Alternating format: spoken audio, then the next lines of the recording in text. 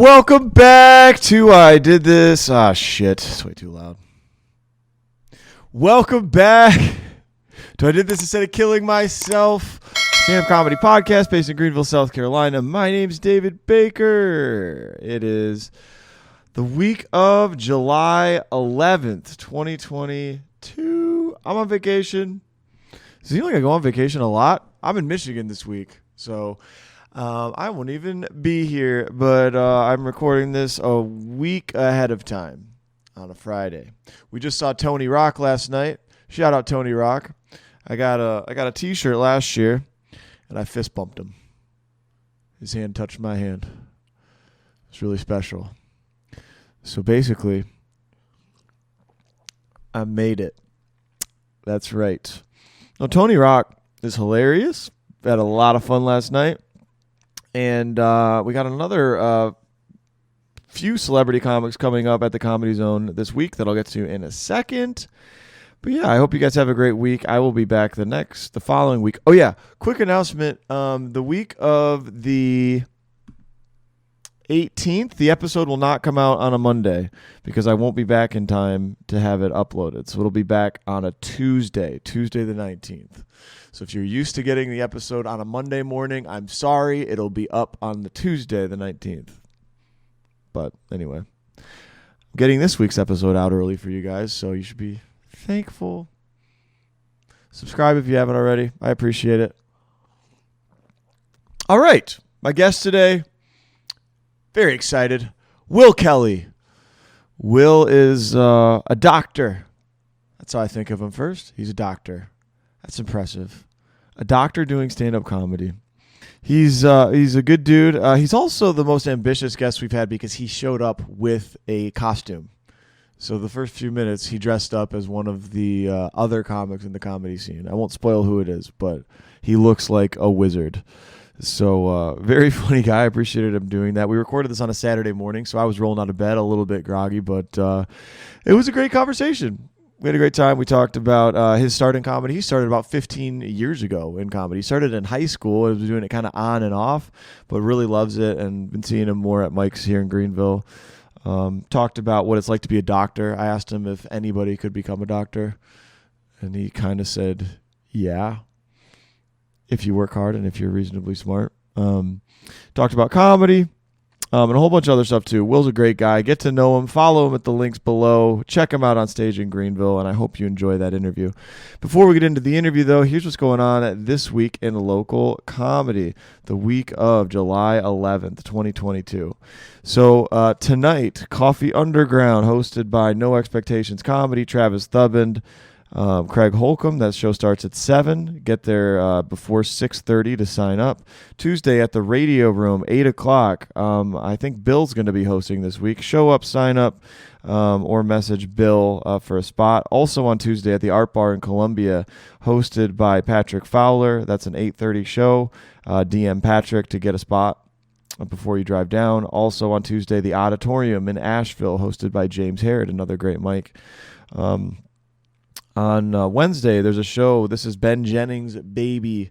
It's a show that starts at 7:30. Brad Deaton, Tucker Lawson, who was our guest last week, Kyle Oren, and Dougie Almeida is headlining. That's a show at the Lounge downtown. I don't believe there's a cover, but yeah, new venue. Check it out. Ben's doing a great job with that show. Disclaimer, open mic also on Wednesday. That's in Asheville. That's going to be at 8 o'clock. Kerry Goff's the point of contact there. Comedy Zone this Thursday. There's no open mic, but we do have a celebrity comic in town, Pauly Shore. He has 2 shows at 8 o'clock and 10 o'clock on Thursday at the Comedy Zone. The 8 o'clock show is already sold out, so get tickets to that 10 o'clock show if you can. On Friday, we have Habiba's, All Jokes Aside, hosted by Dante Anderson. That show starts at 9 o'clock, no cover. Message Dante for a spot. And at the Comedy Zone this weekend, all weekend, Friday through Sunday, Anthony Rodia is going to be there. 2 shows on Friday at 7 and 9, 2 shows on Saturday at 6 and 9, and 1 show on Sunday at 7 o'clock. All right, that's it for local comedy. Hope you guys have a fantastic week. I'll be back the following week. Look forward to seeing you guys. And I hope you enjoy my interview with Will Kelly. Here it is. We're back on the show. What's up? Very special guest today. We finally got him. Yep. We finally got him. Tom Emmons. Me, Tom Emmons. It's Tom Emmons, everyone. I finally decided to do your stupid radio show. Yeah, Tom, I just what can you tell me like why you took you so long to like decide to do this? I mean, I thought this is bullshit. And, I don't know. I mean, do you not respect me, Tom? Should I? No. Okay. Then no. Tom, you tell me a joke, dude. So, anybody asks me how I'm doing, I tell them I'm just peachy. Because on the outside, it's a little bit too hairy. A little bit too hairy. On the inside, it's just wet and squishy. I don't think that's how it goes, Tom. I think that's the wrong Number. 69. Do you have one of those? 6. It's between 1 and 13. Oh yeah, that's right. 13. 13. David, you're an asshole.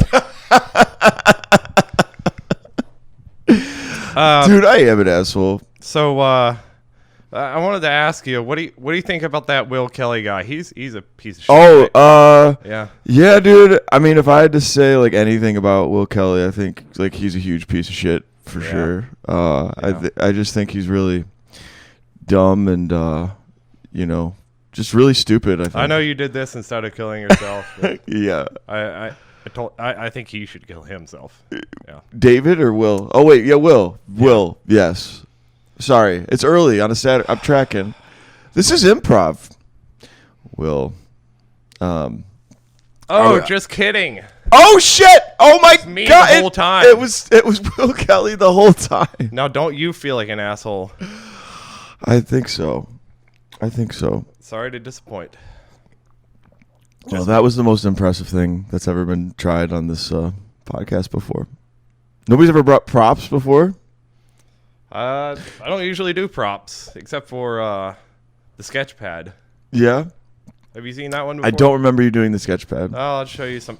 I don't do it that much because it's hard to read. Like, you have to be...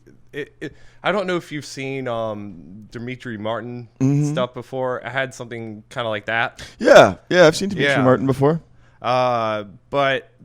And I like it, but the problem is it's like unless you're in like the first couple of rows of an audience, you're not gonna see what the heck it says on there. Yeah, because your pad's normal size. It's like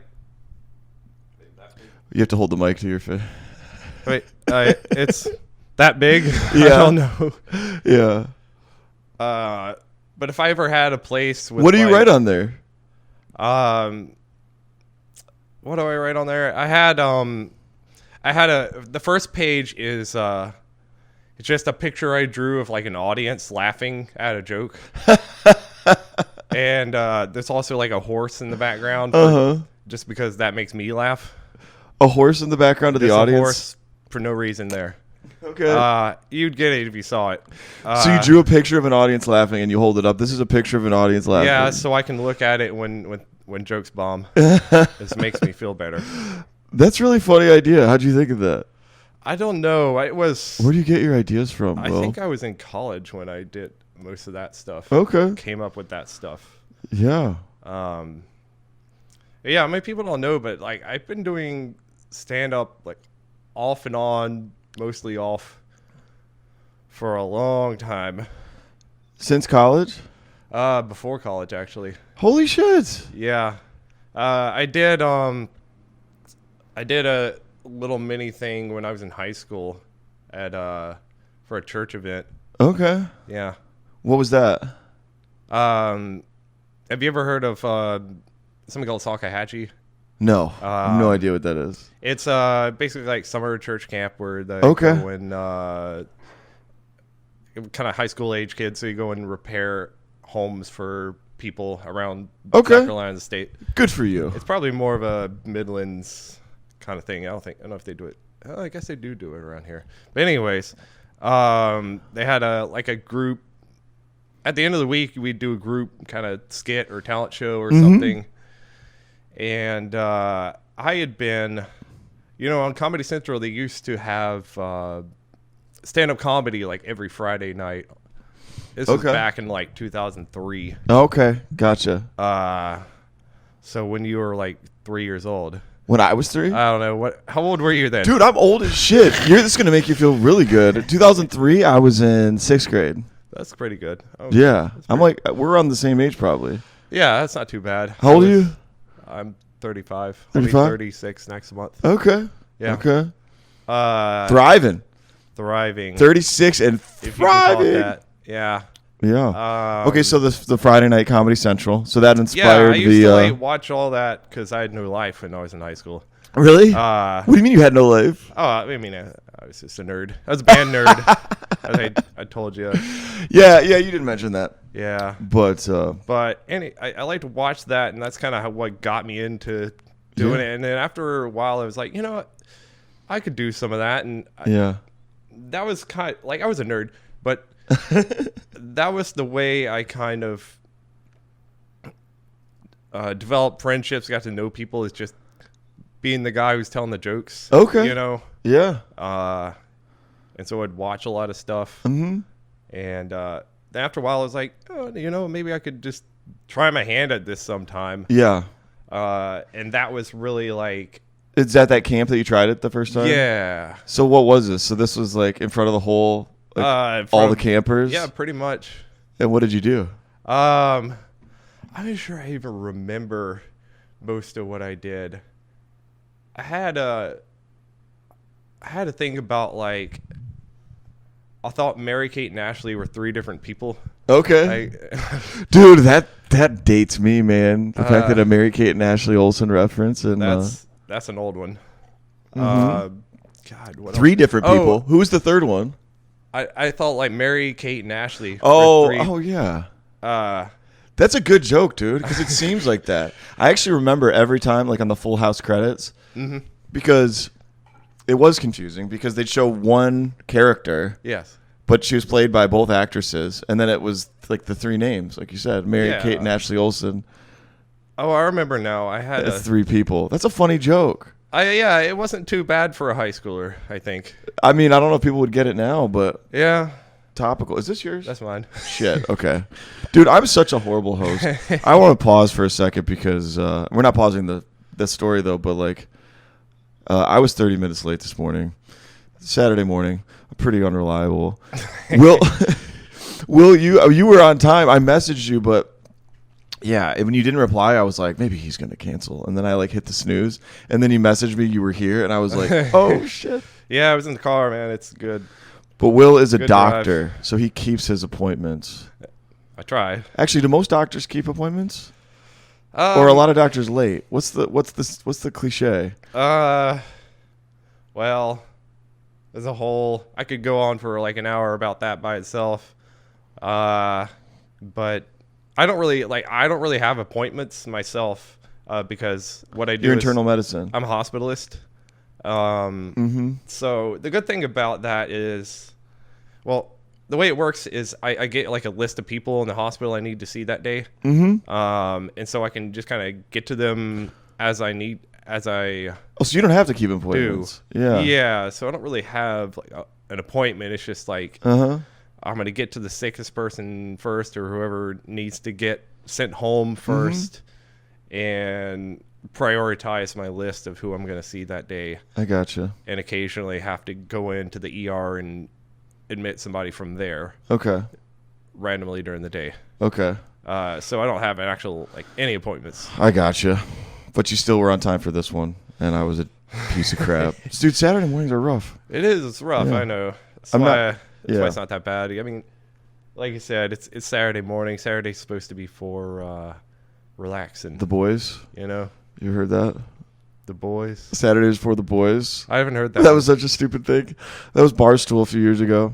Okay. They had flags for it. They literally say, I think they probably still do. It was like college age kids. Saturdays are for the boys, Will. Mornings are for coffee and contemplation. Yes. Okay, so finish the camp story. So you were did the camp, Mary Kate and Ashley Olsen.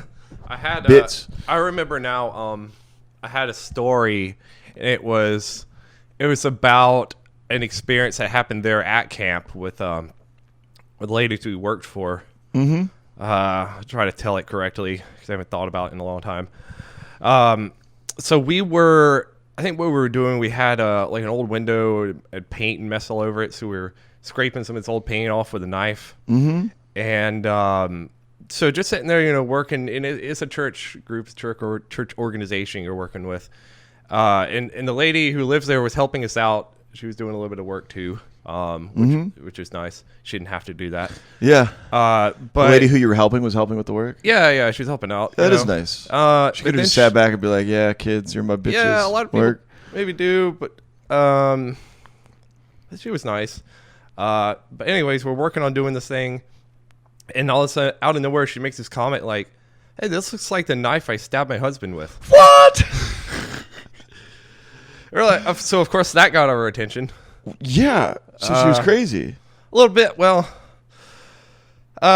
she said they got in a bad argument, and he pulled a knife, and she said, wait and let me, I'm going to get one too. And so he sat and waited. What? Apparently.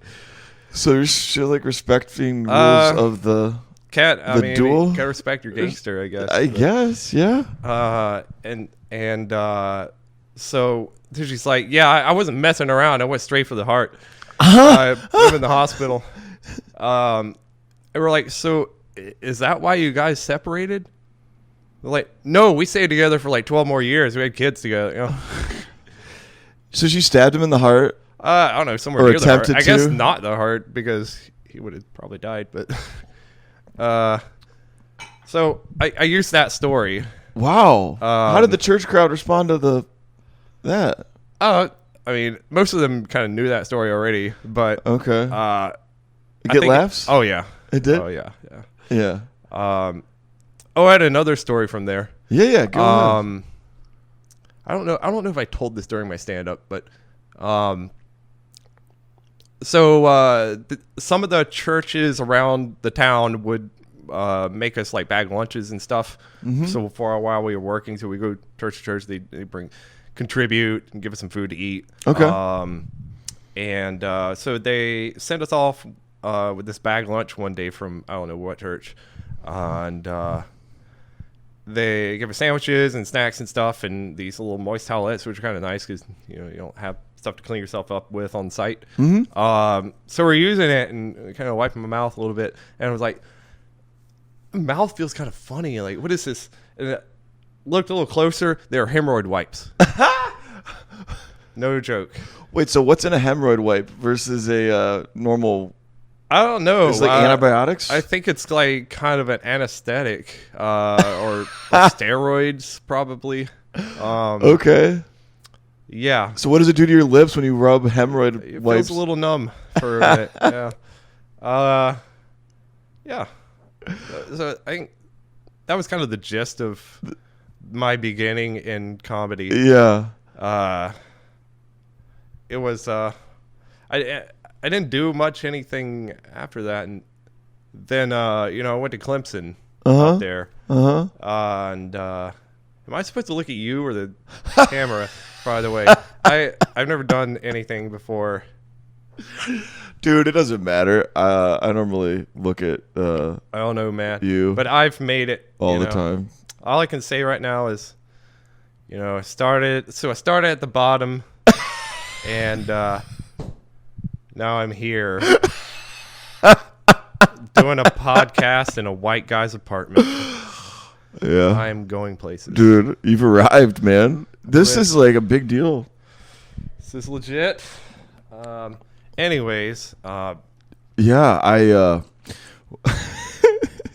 no, this dude. place looks a lot nicer on video. It does. I've gotten that before. It's small. Did you think it was bigger? I thought it was cleaner. Well, I'm just giving you shit. I don't know. You should, dude. You should. I'm 30 minutes late and rolled out of bed. No, to Gandalf the Grey. I haven't lived in an apartment in a little while. Yeah. And I guess I take for granted living in a house.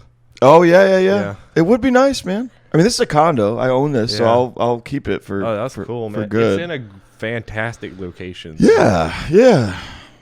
It is. Yeah, it's small, but yeah. Downtown is like all that was. I mean, shoot, everything down here is way too expensive, and even this I got before the market went up crazy. Yeah. So I got lucky. Yeah, if you tried to get this year. It'd be absurd. Way too much. It'd be like, yeah. You'd be literally an arm and a leg. Yes. But yeah, even if at my house, I could, the house we bought it in early 2020. Like right when things started to get to shit. That's when I got this. Yeah, exactly. 2020. It was like April of that year. And if I were to sell my house now, I could probably get like $150,000 more than what I paid for it. Holy Nikes! I'm pretty sure in the market right now because it totally flipped. Doctor and real estate baller. But I would never get a place that nice again. Right. It's kind of like, it's really a double-edged thing because if you sold it at that high price, you're just gonna have to go compete with other buyers to get something. I would. For the price I pay for my house right now, I'd lucky to get a studio apartment, right? For the mortgage price, Yeah. That's terrible. Yeah. You mean like if you're renting a studio apartment, you'd have to pay the same amount as what your mortgage is? Probably. Yeah. If not more. Yeah. Yeah, down here probably. But yeah, anyways, did a little bit of stuff here and there in college in comedy. What kind of stuff did you do? Improv in college? No, I never did improv. I never felt like I was good at improv. Everything I do is very kind of thought out, rehearsed. And, okay. But I did, I did those couple of shows in high school, and I really wanted to do something again in college, but I didn't really know of any opportunities, and there was nothing like the scene here in Greenville now. I don't know if there was anything period at that point. Where was this? Anderson? Clemson. Clemson area? Yeah. There was nothing. Well, I mean, there was nothing in Greenville. There's nothing in Greenville either, I don't comedy think wise. so. And what year was this? This was like 2004 to 2008 ish. Oh, okay. Interesting. I mean, there eventually was during that period. But not like it is now where Nick there's Shaheen multiple mics and stuff. Nick Shaheen. Adam Schulte always references Nick Shaheen as the godfather of Greenville comedy. He was the guy who, there was literally nothing in Greenville, as far as I know. Maybe somebody can correct me, but I'm pretty sure there was no open mic comedy anything before he started getting some stuff going. Wow. And I think Tom Emmons was part of that. And as well. Because Tom, I think, I don't know because he never comes on. I don't know his tenure in comedy. I want to say it's like 15 years. Yeah, which would place him. Sounds about right. Probably. What is 2022 minus 15? I think he started 2007. Yeah, he started around that time I was in college and trying to do some things too. Actually, is that math even right? 2010. Yeah, it's like 2007. Yeah. I'm such an idiot. Yeah. Gosh. That sounds right. Yeah, that was when I graduated high school. Yeah. But I so I was so ambitious to do something that I just found a gathering space in on campus at Clemson. Yeah. And just message a whole bunch of my friends hey, come listen to me tell some jokes. Holy shit, you did this at Clemson? Oh yeah, I did it twice. How many people came? I got probably 10 people ish. That's great. That's a great audience. It was for something that's completely unconventional and oh yeah, it was totally unannounced. And I got a couple of my roommates, a couple of guys I know from band, and dude, I didn't know you were this passionate about getting out there and doing stuff. I was pretty ambitious, and so I did that, and then I kept looking, and there was like I said, about that time, Nick Shaheen, whoever else was doing it, made some things available here in Greenville that I showed up to.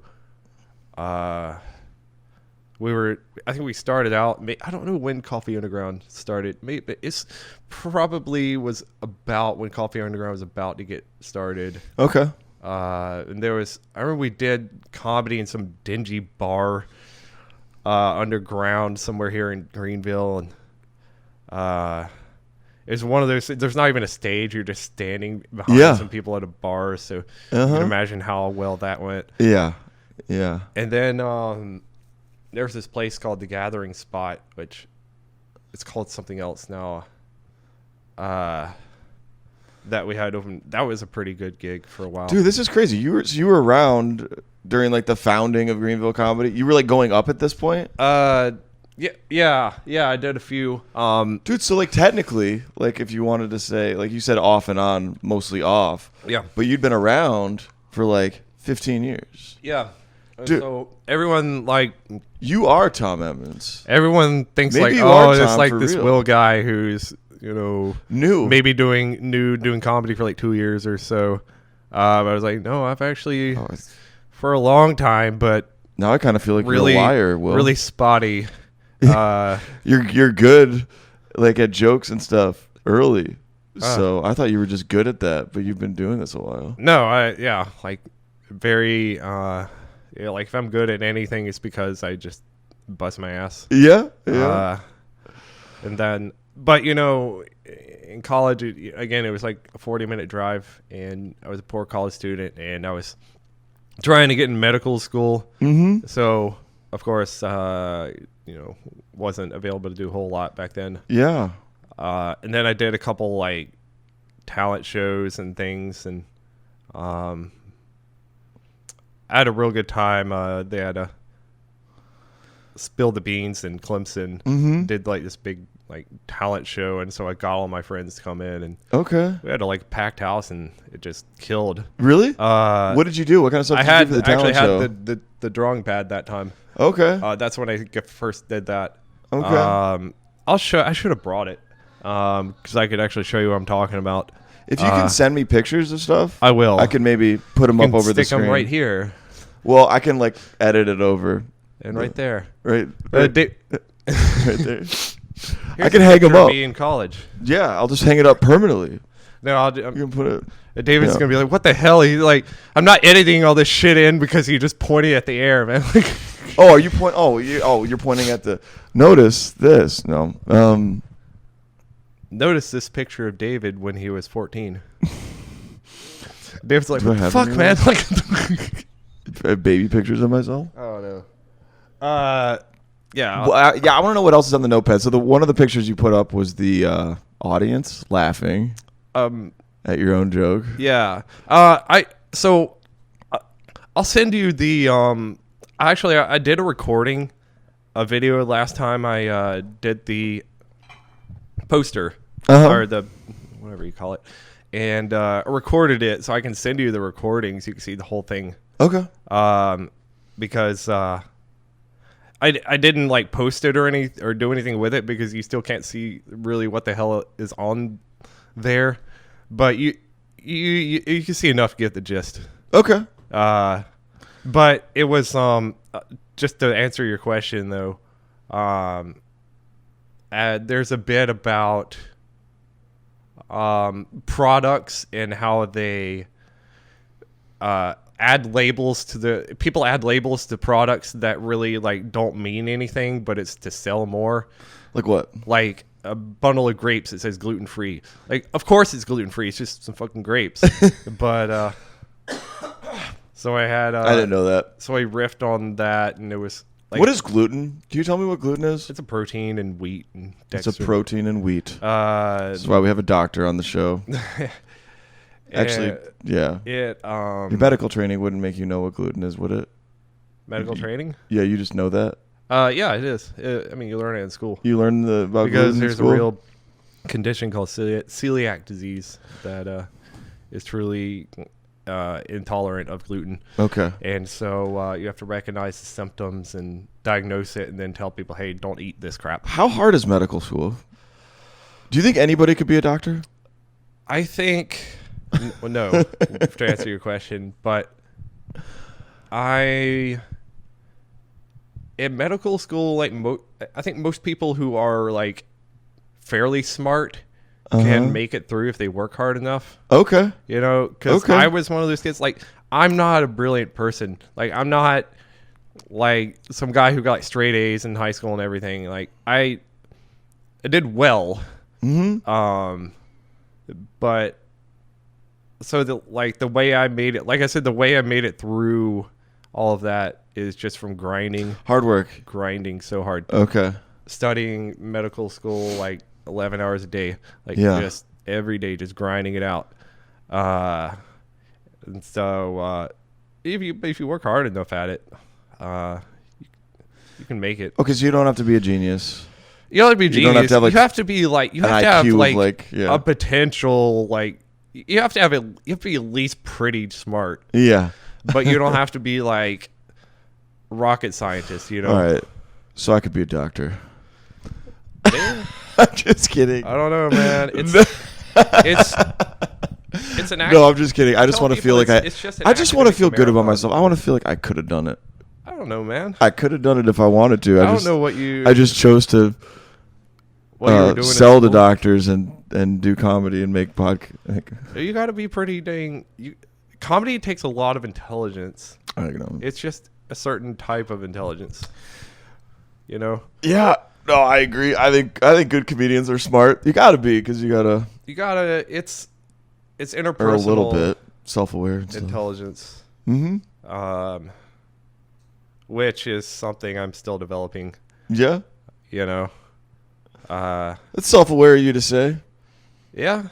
Yeah. What makes you say that? Like socially, or like engaging with an audience and like. Yeah, I try to feel is like hard to like. It takes a long time to develop. Yeah, that's what I mean. Like the feel, like you're learning how to engage with an audience. Yeah. Because like real good comics can do that. Yeah. They can, you start a set, it's not going that well, and pivot and.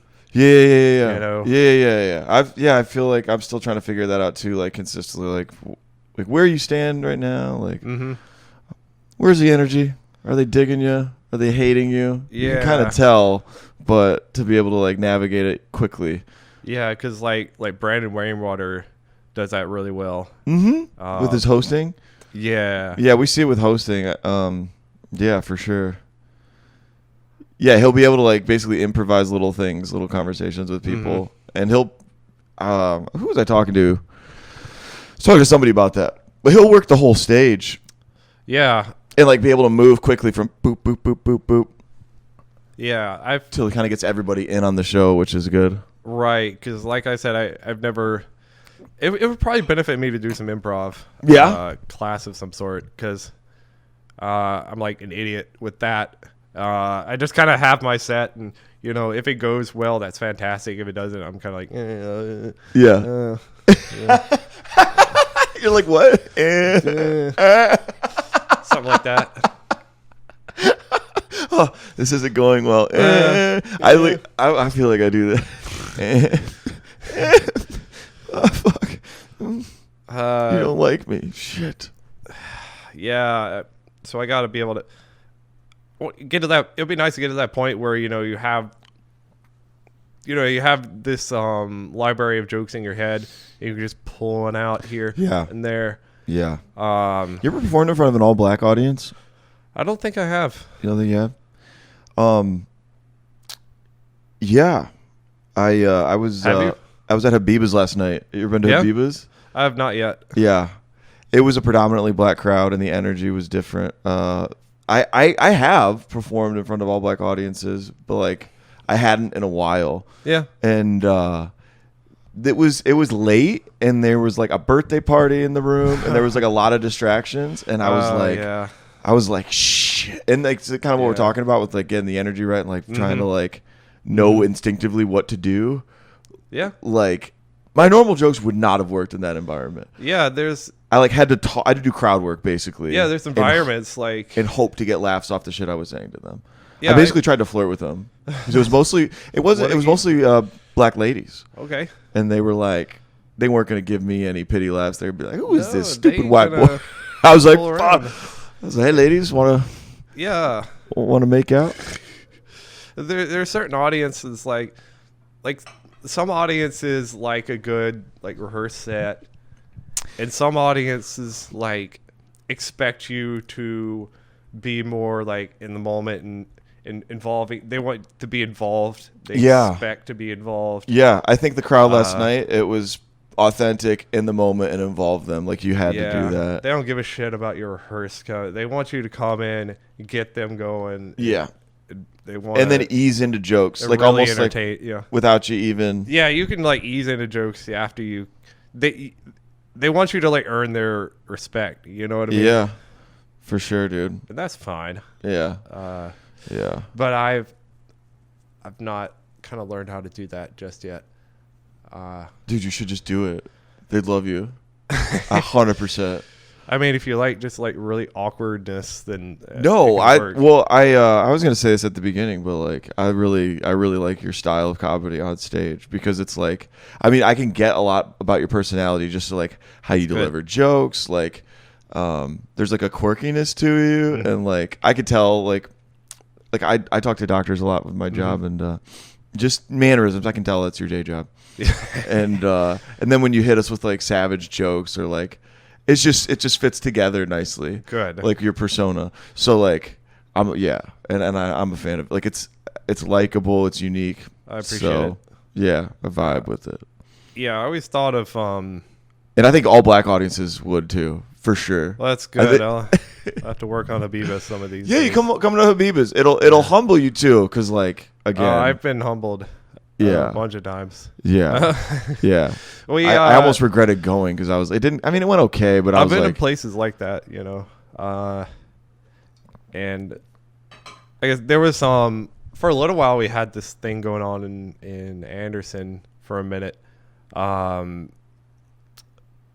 For Electric City Comedy. Yeah. You went to that before, right? Yeah, we did. That's probably where I met you at. Yeah, actually. yeah. Did you go every time or just a few times? Most of the times that I could go. Okay.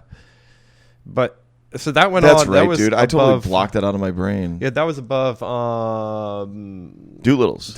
Yeah. So that went on for a while, and then that kind of went down. I think they had some problems with the venue. Mm-hmm. And then, that was nice for you because you lived right there. Oh yeah, it was fantastic. I forgot. That was It was a lot shorter drive. It was like 15 minutes versus like 40 minutes of driving. Yeah. But and then for a little while we had this thing in this kind of dive bar in Anderson. It's called Growler House. Mm-hmm. Had that for a minute, and that was if you think you're funny, that's good. That was a humbling place there. Oh. I did it a couple times. It went really good one time, and then the rest of the time it was basically just me talking into a microphone with nobody listening. Shit. So Growler House, was this a situation where the bar patrons are just like kind of lined up and they could choose to look at their own TVs? Yeah, like a lot of the bar was like, you imagine the bar is like shaped like this, so you have people kind of along this way, and along this way, so they're facing there, and then I'm standing like over like this direction, like looking that way. Yeah. So like part of them are like facing away from me, and the other part is like facing a wall, like, in the other direction. And dude, that is so brutal. I've done shows brutal, like that at a bar where like, yeah, they're not paying attention. That's what it. Dude, that is the rudest shit. They should at least turn around. Yeah, turn around and pity laugh or like. Yeah. No, pity laugh. But like. There was just, one time just cold shouldering you. Yeah, cold shouldering me. Oh my god! Like I'm gonna really kill myself, bro. Yeah. But the good thing it was I got to just like dry rehearse my material, so it wasn't like all bad. Did you acknowledge that they weren't looking? Yeah. I still don't care. It's good. Not caring is the way to be. But it went well once. Like there was just it was just one of those days. It was a good vibe and like. Oh yeah. And those shows are kind of a mind f because they can go well. But yeah. like, if the bar patrons, I mean, I don't know. If you kind of think about like maybe they just had a long day at like a tough manual labor job or like yeah. Who knows? Maybe they came back from the office. There's like, I don't want to. It's a dive bar. People just come to drink and yeah, they're like, talk who is about this their jackass shitty talking day. into the mic? Yeah, I get it, man. And they're just like, I don't want to hear this. Yeah, people just want to hang out, and that's why it's like easier to do music in a place like that because they can just tune you out. It doesn't matter, you Right. know. Right. Does live music add a lot to a venue? You think like that? I mean, how much better would it be if you just had the Eagles playing on the sound system? So, I don't really know many people that like go into a bar or grill and are like, "Oh, thank God, there's a guy playing guitar." Or like, yeah. They're kind of like uncomfortable. Like you don't want to look at them. Yeah, or like that's how people feel about comics. I'm sure when comics are doing bad or something. Like, do I clap or like just? Yeah, like you gotta kind of like yeah.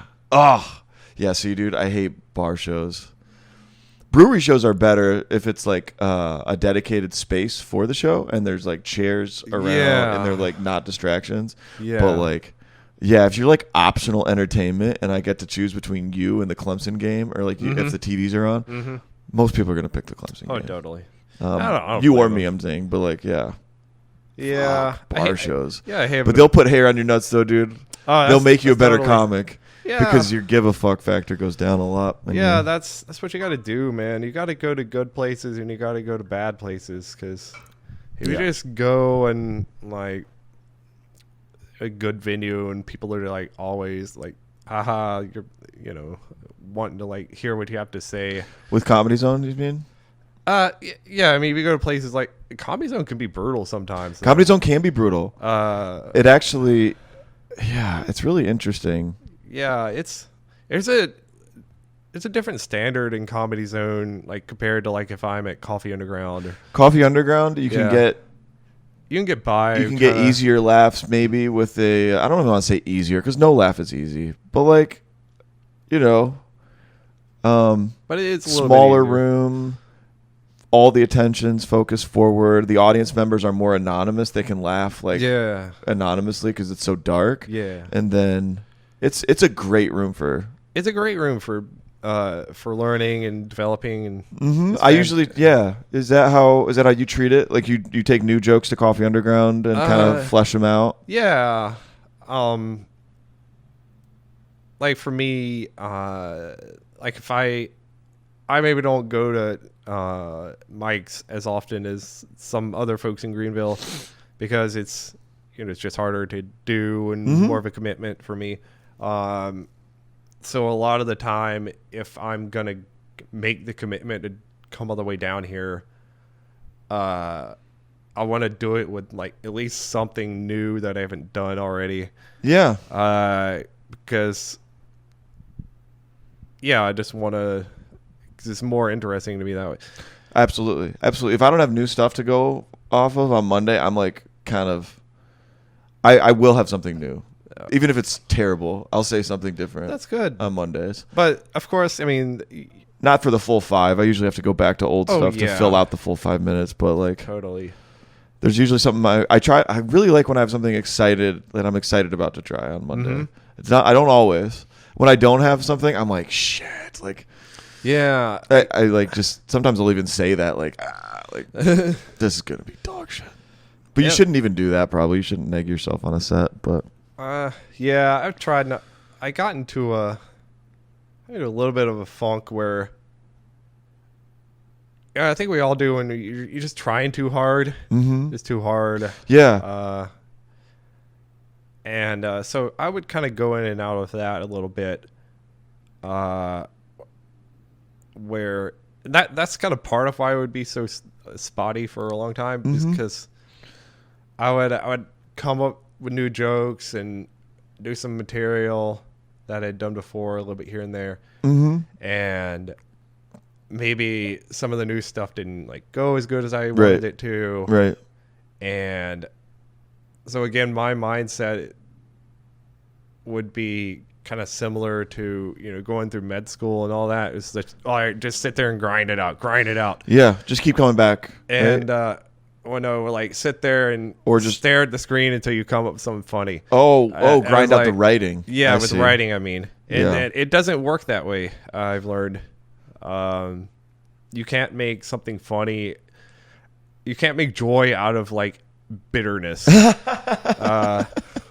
So you can't make something funny out of like your frustration of not thinking of anything. I mean, maybe you could spin that somehow, but you can't just stare at the screen and really like you can't make a joke happen because you just wanted it to that bad. Yeah, you know what I mean?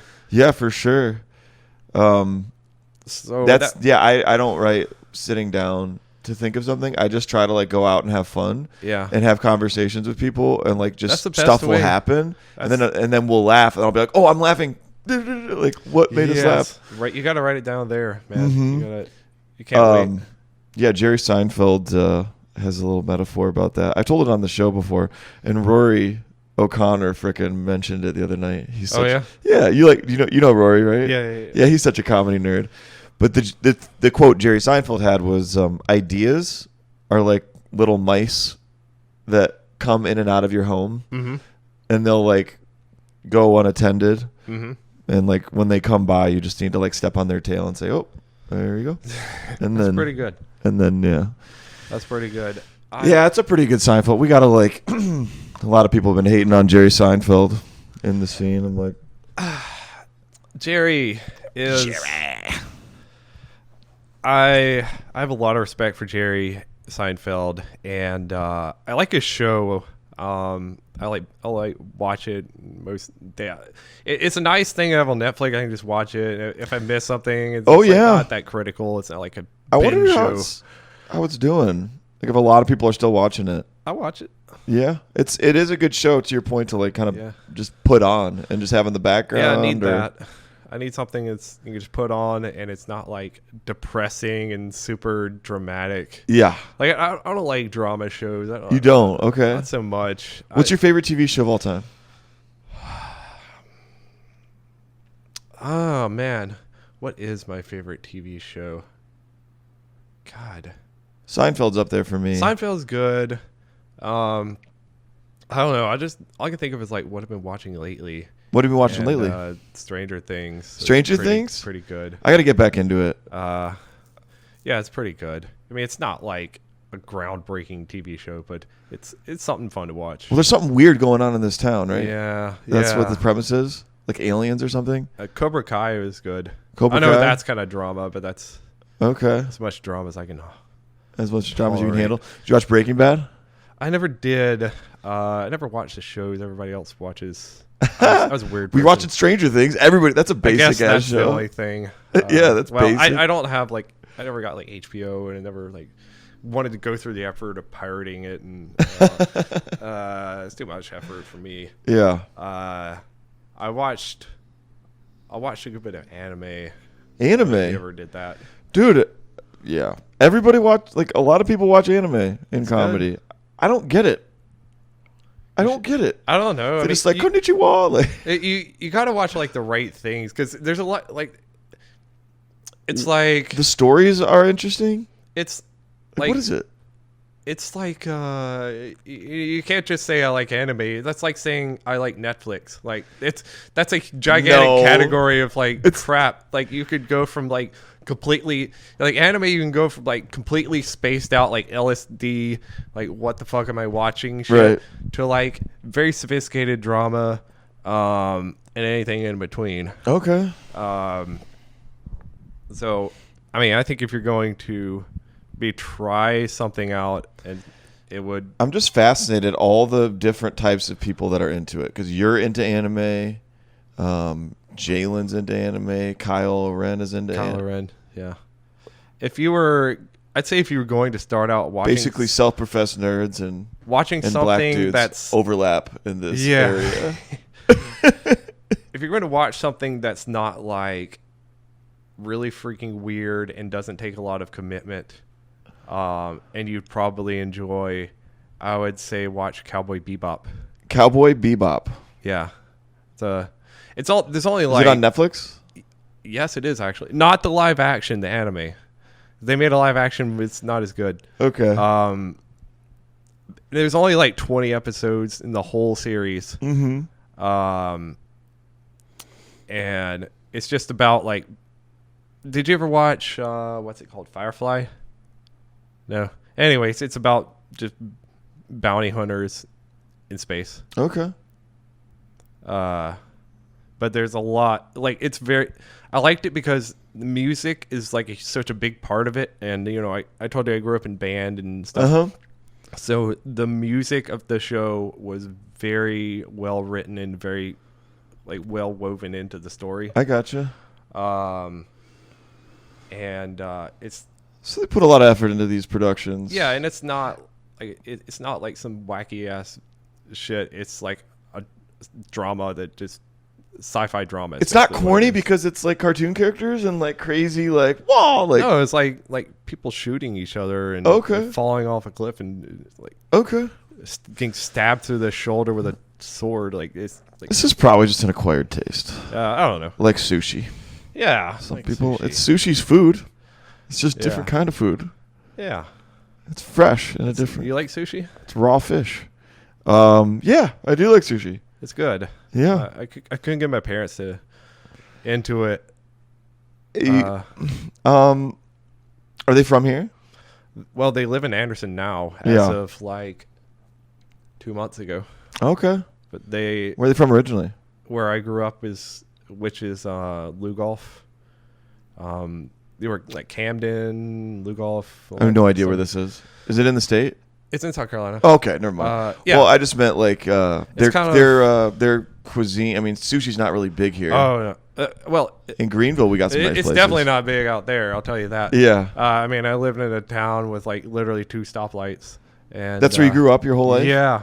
Dude, what's that like? It's boring, man. It's boring? When you're a teenager, you know, what we did for entertainment, we would just kind of walk around the neighborhood and like, or like hike in the woods. We Yeah. would go to Walmart. Just go to Walmart. Not gonna buy anything. Just walk around Walmart? Just walk around Walmart and just like mess with stuff. Play with Or- play with like the sporting goods section? Or like hit each other with pool noodles and shit. And like that was our entertainment. Like That's what you do in the summers growing up there? yeah, pretty much. What else would you guys do? Blockbuster, Blockbuster? because that was a thing. Yeah. Ride around in a golf cart. You guys had a golf cart? I know my friend did. Your friend did? I had a go-kart actually. Okay. That was cool. That's pretty fun, man. Go hiking, like I said. Hiking the where woods. though? There was a creek and a pond. Yeah, dude. Where I grew up, and I remember we would do stuff like that when I was a kid. I was in Green Bay, Wisconsin. So, you know, small Midwest town. There was more stuff to do, but we would just ride our bikes. we did that a lot. Yeah. There was what we would do sometimes was there would be construction in our neighborhood, and we'd drive around to the dumpsters where they'd yeah. throw away their wood. Yeah. And we'd go in there and like collect like the good pieces of wood, and then we'd have like our own hammer and nails, and we'd try to build a fort, and it would just be so shitty. But that's what we did, man. Yeah. Build tree houses. I was you know, anything you could do like in the woods. So we would build tree house. That's when we were kids. We'd build forts and tree houses, ride bikes off like these little ramps and things, and building forts was so fun, dude. it's freaking best. I wonder, do kids still do that? Probably not. Dude, that's such a tragedy.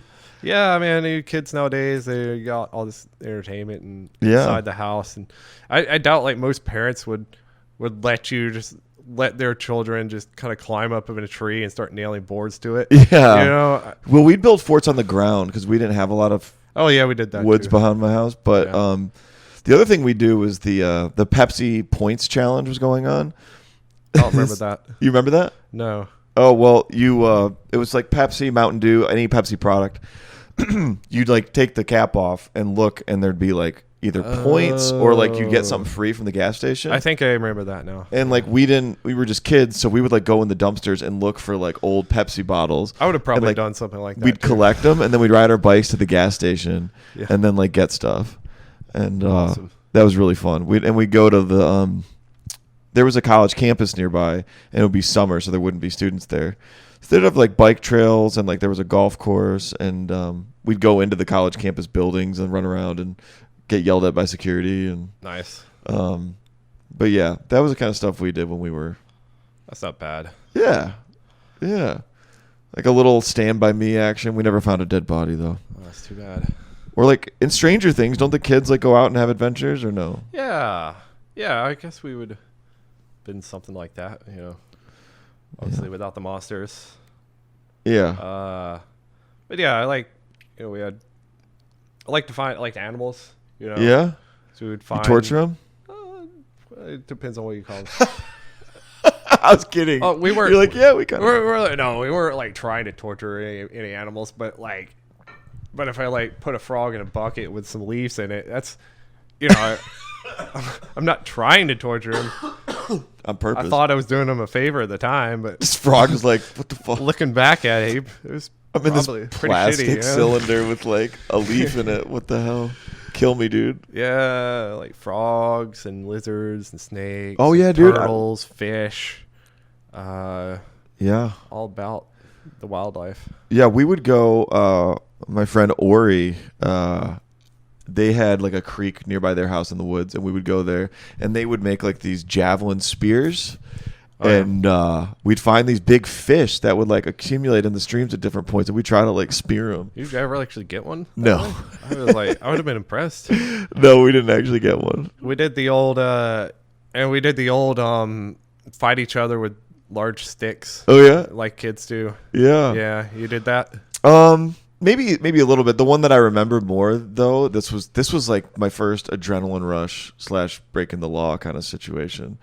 But and these were all my friends that went to the Christian school. It was really weird. They were bad kids. Oh, there's compared some to- bad kids. And in not Christian bad. Like school. it wasn't like we were like early middle school, like Oh, yeah. 5th grade, 6th grade. Yeah. And what we would do is we would go and like we'd collect cans and stuff, and like of varying sizes, like recyclables. Like we have these big cans of like peaches, and we'd go and like it'd be at night, and we'd set them up in the road, and cars would hit them. Oh. And then we'd like hide and watch the cars hit them. We like put them between like traffic lights, and Wow. like, yeah, it was such a rush to be able to like. That's a pretty douchey move. It is so stupid. My one buddy, Adam Huber, I wasn't there when they did this, but I heard the story. Tidy cats, The kitty litter? kitty litter. Okay. You know the jugs they come in? Yeah. They're like pretty big. Yeah. Yeah. Apparently there was an empty one of those, and he filled it up with water, so it was really heavy, Uh-huh. and he put it in the road, and a van wrecked it. Wow. That's that's not And gonna then they lie. chased him down. Yeah, I bet they did. It was pissed. Yeah. That reminds me of a story. When we were in college, one of the guys I knew was driving around in a parking lot, and there was this big box, Uh-huh. a big tall box, like you would have gotten a refrigerator out of or something. Okay. Just a big empty cardboard box Uh-huh. sitting there, and some reason he got it in his mind he was gonna just hit this big empty box with his car just for fun. Okay. Yeah, but turns out it wasn't empty. What was in it? Fucked up the car. It was a refrigerator. There was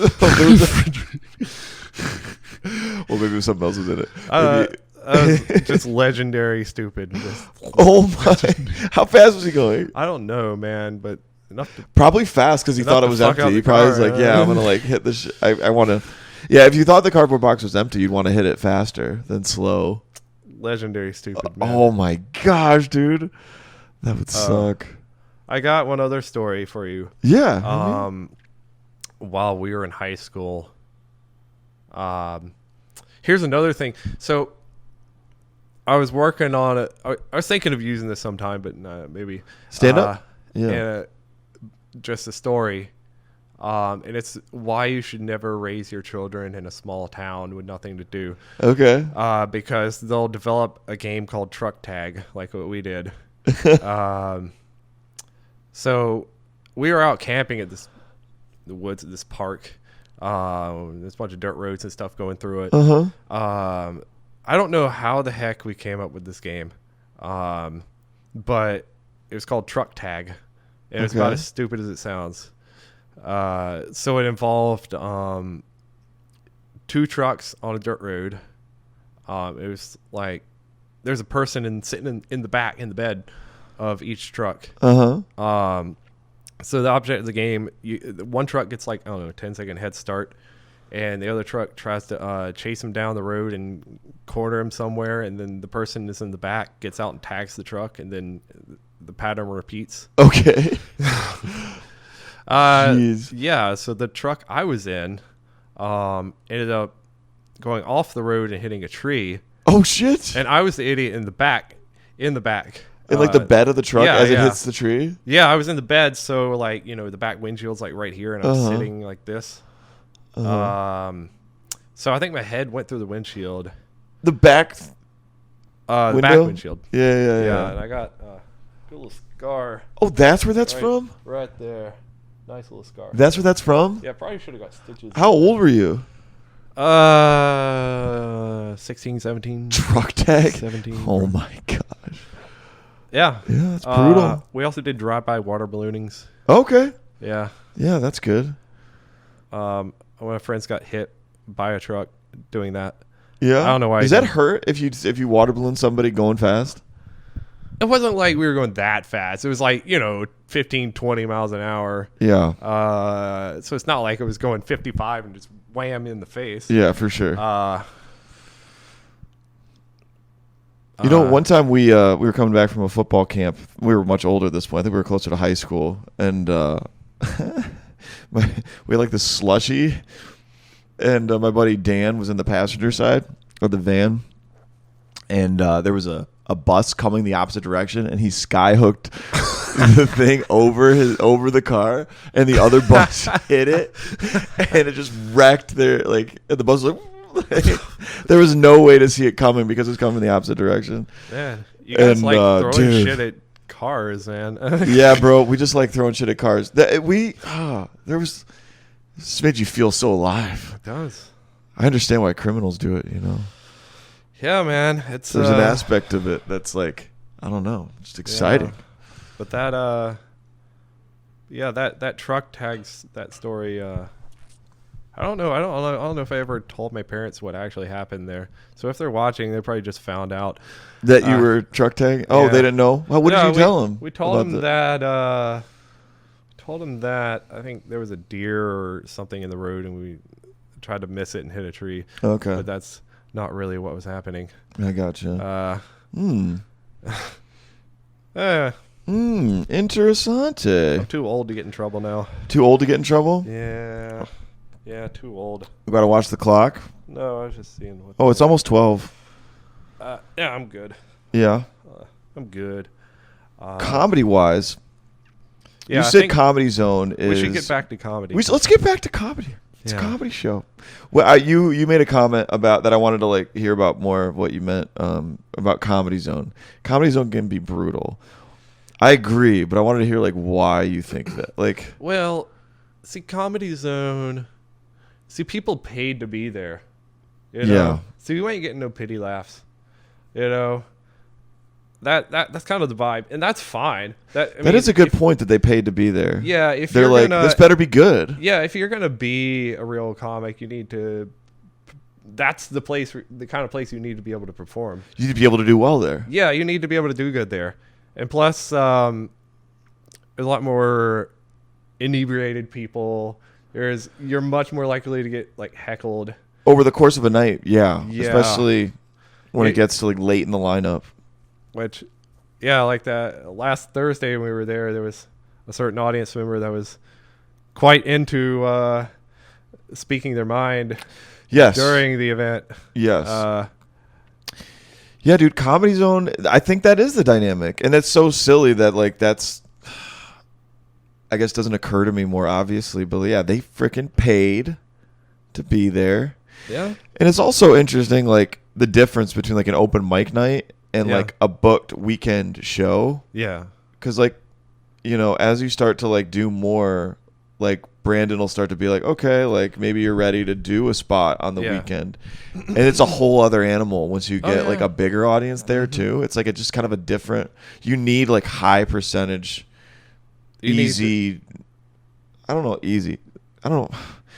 You need to, really good high percentage jokes out the gate and like a you really need to good get rolling. competence in handling that type of crowd Right. to do well. If you're a little bit hesitant, it's they'll catch on to that. Yeah, like I've done well in front of big audiences, but like I've also like had the horror of like not doing well.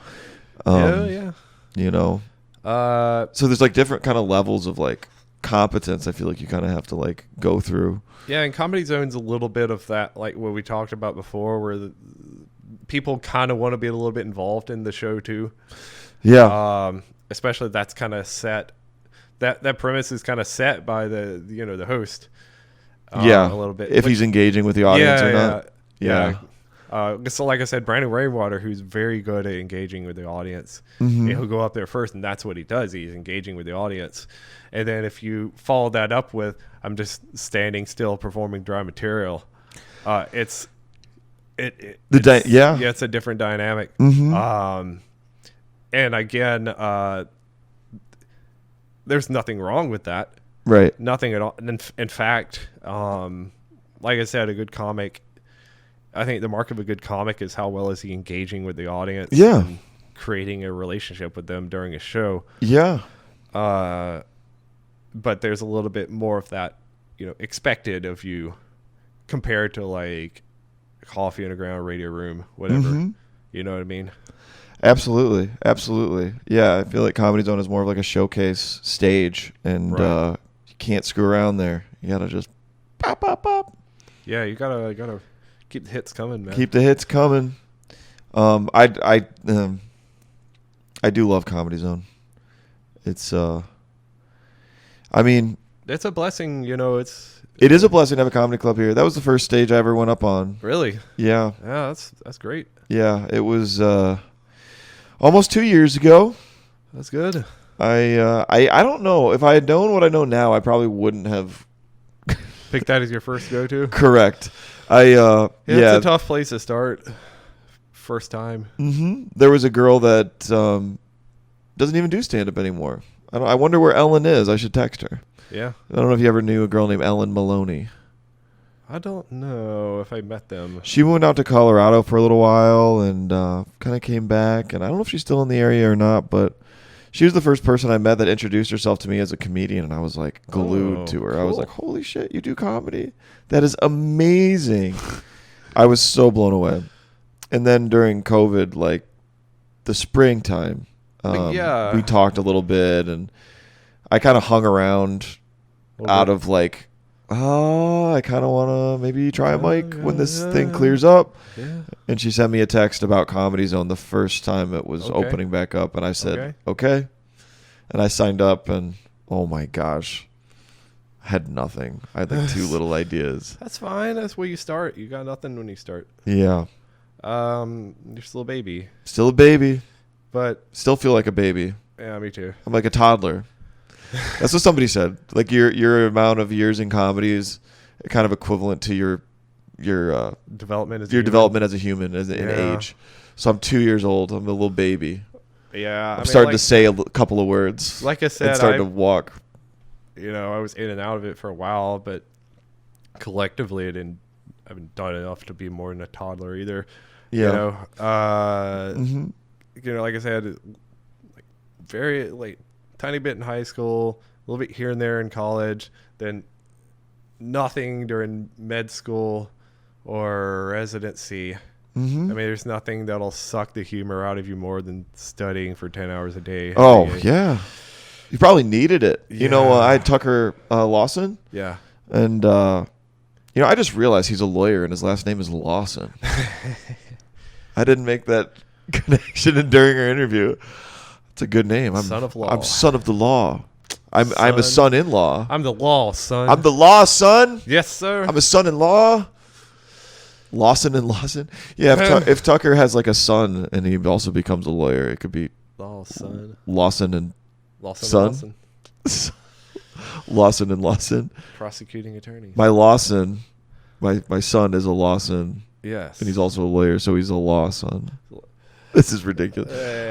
I was happy. What was I going to say? Oh, Tucker's studying for the being a lawyer. Yeah. And comedy is a release to him. Is what I mean. Yeah, that's good. You need a release. I feel like everybody, especially someone who has a stressful job, should have some kind of creative outlet. Yes. You know, you need something to. You can't just be a pure intellectual. Mm-hmm. I feel like if you don't balance out that other part of your mind, you're just not going to enjoy yourself. Yeah. As much as you could, at least. Yeah, I agree. So whether it's drawing, playing an instrument. Did you have any creative things you did as a child? Oh yeah. Outside of comedy? Yeah, I drew a lot. Cool. Yeah, I drew a lot of stuff. Like I said, it kind of goes back to the poster. But maybe I'll send you like some paintings I've done. Yeah, please. Yeah. I haven't done any in a while because I've been using my creativity energy on comedy lately. Mm-hmm. I'd love to be able to merge those a little bit more. Would you ever do like a cartoon? I did when I was a kid. Like an actual cartoon? I did comic strips. You did comic strips? Yeah. Would you ever consider doing it in like an animation form and do voiceovers and stuff? Oh, that's just too much work. It is a lot of work, but I would actually like to do those. I thought about, like, for a while, I pondered doing, like, what do they call it? A comics? Not like a comic. Stop motion, claymation? No, like, I don't know, a comic series. Comic series. Like a story, but in drawings. Okay. But then I realized, like, how much work that is, and I was like, no. Yeah, dude, it's a lot of work. In a way, stand-up, like, kind of,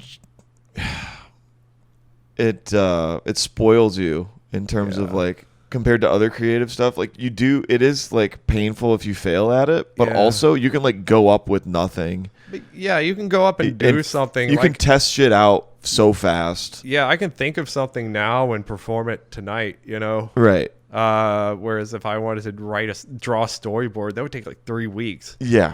Yeah. It's like, I don't got time for that. And the other thing is, like, I got into that funk like I was talking to you about with just like feeling like I hit a peak as to what I could do without like taking an art class. Okay. With your drawing? Yeah. And I didn't have the time or patience. Or really the patience to want to commit to taking a class. Yeah. When I already do the job that I do. Yeah. I hear you, man. I don't think I ever had like enough patience for art. I did a lot of drawing when I was a kid. We would draw I would kind of draw what my friends liked drawing. Yeah. Which was like, we designed sneakers because we were really into like different basketball sneakers. Yeah, that's cool. And then we designed football stadiums. So like architecture, I really liked. That's cool. But ultimately, I don't know if I had enough patience for like painting something elaborate. But the thing that I really did like doing was claymation videos. Oh yeah. So we'd take a camcorder, we'd make like a play did some guide, of that as a and kid. just you record frame by frame, and I really liked editing it together. Yeah. It was like Rudolph Red-Nosed Reindeer. We did some dumb little movies and stuff. That was another thing we did as kids. I was more as teenagers. Make stupid little movies with my friends. And we used to do it every year, and we had a little Christmas party at my house, and we'd show the movies that we did. Okay. Just dumb little things. Yeah. So I've always like had creative that impulse. Yeah, I did. You had drawing, it in you. And then I did the band stuff. I played trumpet. Okay. Like David, but not as good. Like David Zasloff. Shout out. And so I did that in high school. I played in Tiger Band in college. Oh, you were in the Clemson band? Yes, I was. So you were on the football field during games? I was on the field. Dude, what was that like? Intense, man. Playing in front of 60,000 people? Yeah, it's scary, dude. The first time you get out there, I think the first time I went out there, I messed it up because I was on the wrong side of the field, and so I just like didn't get to march. You just didn't get to go out there? I was like, I didn't know what. So was there like a gap in like the lineup where like probably. You were supposed to be? Like anybody in the crowd was like, what the fuck? There's like a gap there. But yeah, if you're in a big game and the crowd is loud. And I don't know if you remember the year when there was that fight between Clemson and South Carolina. Oh, I think so. I was I in remember school seeing that clips year. of this. Yeah. You were there that year? I was on the field when that was starting. What was happening? I didn't know because, I'm on the front and I'm facing the audience. Or the people crowd? in the stands. Not the comedy audience. but the people in the stands. And I just hear like yelling and booing, commotion. But I can't like turn around. Yeah. And I have to find out what happened later on. Right. Uh, Yeah, because you guys are just trying to get ready. Because Yeah. you got to get ready for the halftime show, like, how many, like 10, 20 minutes before the yeah, you half got to get down there. ends? Yeah. I did that for a few years, and then I was like, Was it fun? I mean, did you enjoy performing in front of the... it's fun, but like, it's so much damn work. Yeah. And you only get 1 credit hour for it. It was totally crap. Yeah. So you do it like for like to say you did it. Like, yeah, you get 1 credit hour for doing like 20 hours a week of work. It's like, what the... And people, well, they think it's cool to be in the band, so like... well, people were so damn like serious about it. Like, we got to be the best band. We got to be one of the great bands. We got to show up early. We got to do this and this. I was like, boy, this is 1 hour credit. Nobody gives a damn like what we're doing here. There's just a bunch of drunk people in the stands just want us to spell out Tigers. Want us to spell Tigers, play Tiger Rag, and march off the field. Dude. That's all they want us to do. Beyond that, it just doesn't matter. But people took it so like Nazi level serious, and I was like, Dude, that's funny. I'm done with this. That's funny. It's school pride, man. Done. So I quit. That's the pageantry of college football. You quit? yeah, I Dude, did. good for you, bro. That's funny that you just were like, Well, I F didn't this, quit dude. during the season, but I quit. Right. I was like, Well, that's enough. yeah, I in Michigan, I had some friends that went to University of Michigan. I think there was a few that like went into the band, and University of Michigan has like that diehard band loyalty. They so want to much. be the best. So freaking much. Band. You remember Michigan? Like over. Yeah. What do you know about Michigan's the Michigan I know vibe with their Michigan's- band? Well, I know Michigan as a school is a very well-known brand, and it's a pretty respected football program, and Yeah, I guess they've and, underperformed for a while, but at least historically, historically, yeah. and they so were. I know that if you're performing in that environment, it's going to be a pretty big deal. Mm-hmm. Yeah, Mm-hmm. Clemson's got a great football tradition now since their They sure national do. championship. So they sucked when I was in school. Really? We didn't go to no national championship when I was there. yeah. The first year we didn't go to any bowl game because of the fight. Oh wow. Uh, So that got you all DQ'd. Yeah, the second year we got to go to Orlando, and that was fun. Okay. And the third year we went to Nashville, and everybody was just hungover. Yeah. The next day, and I it gotcha. was lame. Yeah. And then that's all I did. Okay. Well, good for you, man. That's good stuff. Yeah. Yeah. And now you're doing comedy, and you're a doctor. Yeah. Do you have good penmanship? Actually, it's not bad. Not bad. I think it's good. Yeah. You can actually tell my signature is a signature. Is what? You can actually. I don't just like scribble a circle on a notepad. Okay, you can actually read that it says You can actually Will tell Kelly. like I did it. Yeah. Because I want mine to like not. I don't want people to like forge my signature on stuff. And if you're an idiot, you're just like pick up a script and just do 2 circles and that's your Yeah. signature. Like Yeah, there's a lot of what are you, drug an idiot, seekers man? out there to like. But Yeah. everything's like electronic now, Mm-hmm. so it doesn't really matter what your signature is because everything's alone electronic. Or your notes as much anymore. All of the notes. all are the notes are electronic. now. All of them, 100%. They're all typed out. All Yeah. typed. All the prescriptions are sent out electronically. So the stereotype of bad penmanship from a doctor is kind of like obsolete now. It doesn't Like- matter anymore. Like that wouldn't be a good joke. Like that'd be like a No. Seinfeld joke that aged out. No, the problem now is bad dictatorship. Or Dictatorship? Dictation. Dictation. That's a different thing. Yeah. Dictation. So so people after they see a patient, they'll dictate. dictate with Notes. the dragon or whatever.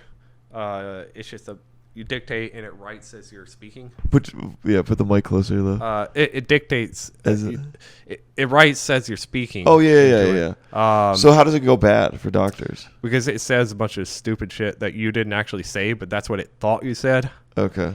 So it can say some pretty dumb crap. And do doctors go back and correct it every time? Not all the time. Oh, no, really? So I read. You say so much. When I hear a doctor dictate after a surgery, they'll be like talking like blah, blah, blah, blah. Oh, we blah, don't blah, dictate blah. as much as the surgeons do, but that's a whole nother level. But most of my, probably like 80% of mine is just typed by hand. Okay. But what is typing like for you? with with my hand, Yeah, it's not that bad. This is a unique thing. Yeah, I have 4 fingers on 4 this fingers hand. on his right hand. I've actually used that in my set a few Yeah. times. But fortunately, like, the pinky just goes over the semicolon. So it's not like a frequently used thing. Yeah. You know what I'm saying? So I just have to move a finger over a little Yeah, bit. you just got to double purpose this finger. Yeah, and I kind of used the shift key on the left for every capital letter. Okay. Other than that, it's not that bad. Yeah. You know? Yeah. Other people with disabilities probably have it a lot worse. I don't ever really call it a disability. Does that count as a disability? I don't think so. Yeah. Like, it doesn't keep me from really doing anything, really. I mean, I'm not going to be like a classical pianist, but who gives a damn? Like, I wouldn't really. I don't even think about it. Like, I didn't think of it that way either. I don't even, like, for a while I wouldn't even think about it, and then someone would remind me, or say like, "Hey, what's up with your hand?" And I would be like, "Oh, wow, I do have missing a finger. I didn't even think about that." Yeah. And I'll look at it for like 20 minutes. I'm like, "Wow, look at that." No, you were born without the fifth one. Yeah, that's right. Okay, so there's like no like feeling Didn't of like miss it should have been there. Yeah, and no it's not. phantom limb or No phantom. Yeah, whatever that's called. Yeah. Yeah. I never had to deal with that. Yeah, I like the joke you have related to it. You don't have to tell it. Yeah. Yeah, come out to a place and hear it. Come yourself. out to Comedy Zone and hear the material Yes, for real. you will. I can't give away all my goods here. So, yeah, exactly. So how many years have you been practicing medicine as a doctor?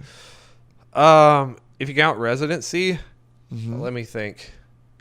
So 3 years in residency, and I've been here almost 4. Okay. So that's about 7 now.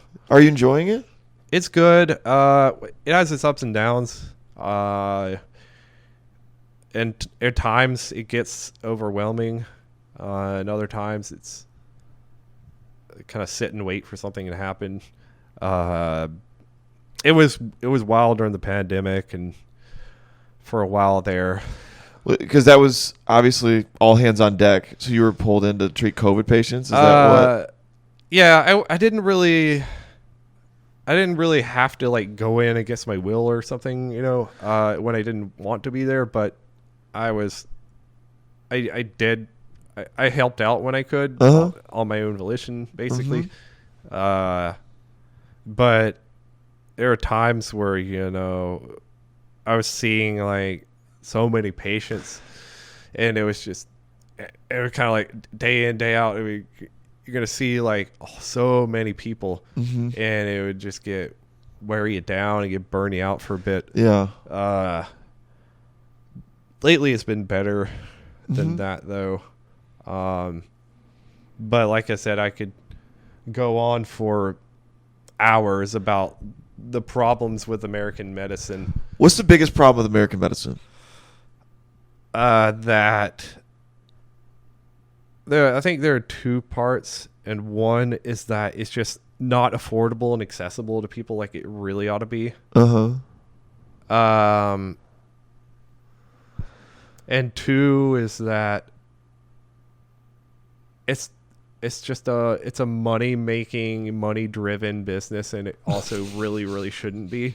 Yes. And so a lot of what medical device companies are part of the problem. You are what you are, and a lot of kind of like what's discussed and what's prioritized is more focused on how can we like maximize income rather than how can we Yeah. improve patients. I think that's You know? the case as on for hospital systems too. They think about money. Yeah, because it's always like first priority is making sure we get the maximum amount of money from insurance and Medicare, and then somewhere under that is like improving patient outcomes. Yeah. Where it should be the opposite. Mm-hmm. That's in a great and very broad encompassing word. Yeah. It's a mess. Yeah. It's a hybrid system because like Right. government's involved, insurance companies are involved, Yeah. regulators are involved. And people think that doctors are running the show, and we're really not. No, that's what I hear. When I we're talk to just- doctors individually, there's like a lot of bureaucracy depending on the system you're in. We're just cogs in the machine, man. Yeah, there's like more because like okay, with medical sales, the model for us still is this way. But if you like years ago, it used to be find a physician, a surgeon to champion your product, and if they asked for it, they would get what they wanted. Yeah. But now the doctors are folded into the the health system structure a lot of times.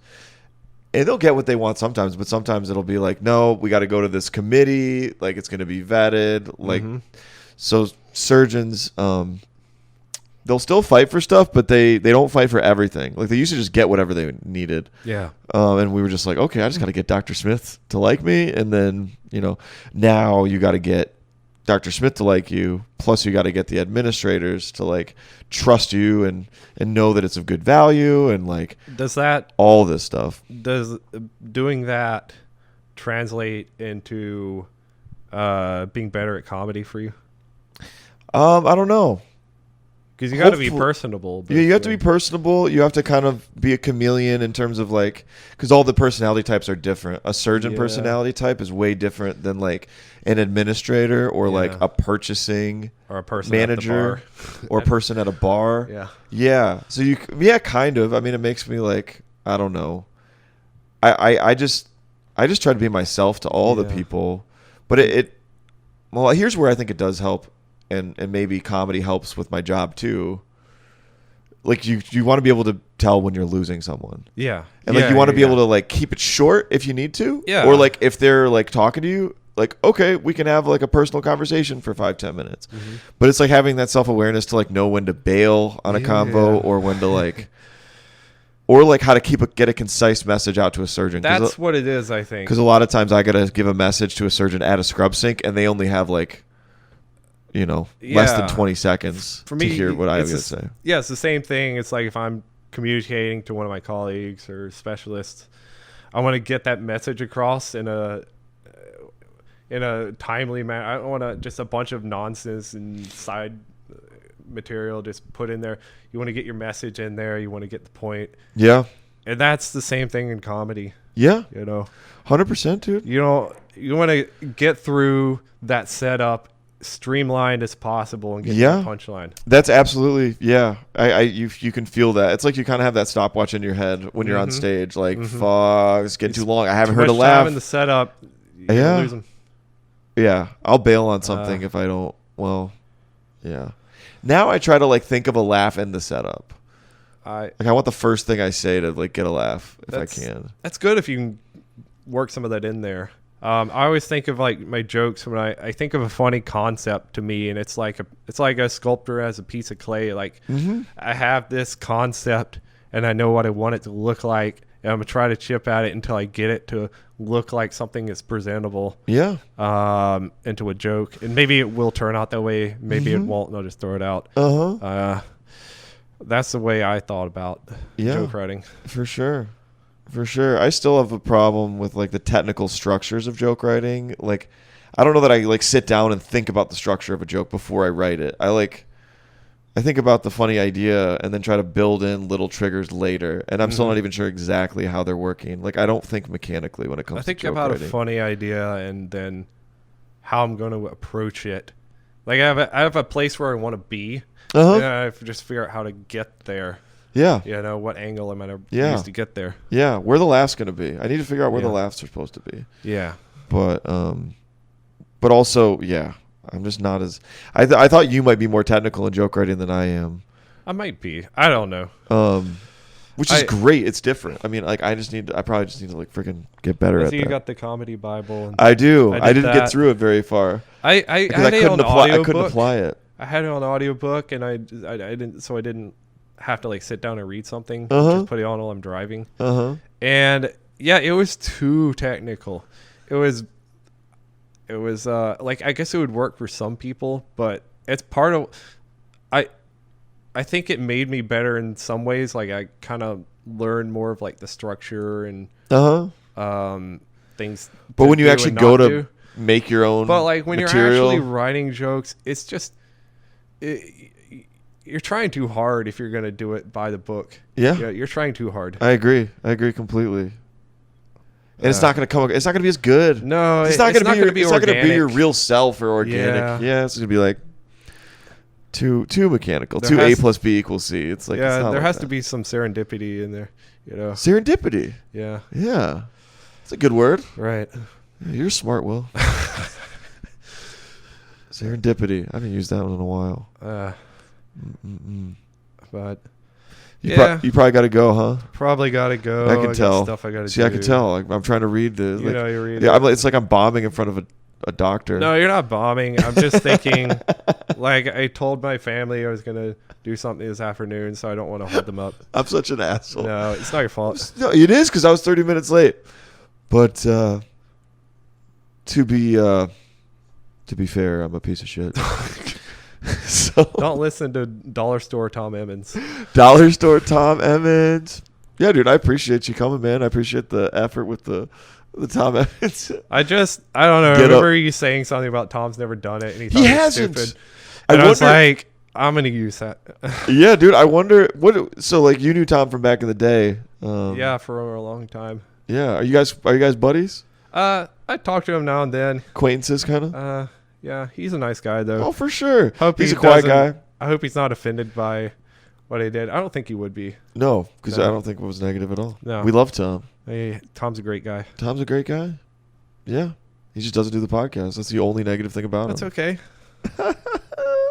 I don't think he thought it'd still be going. I think he. He probably is like these dumb kids. And Yeah. He's crazy 30-something-year-old kids. yeah.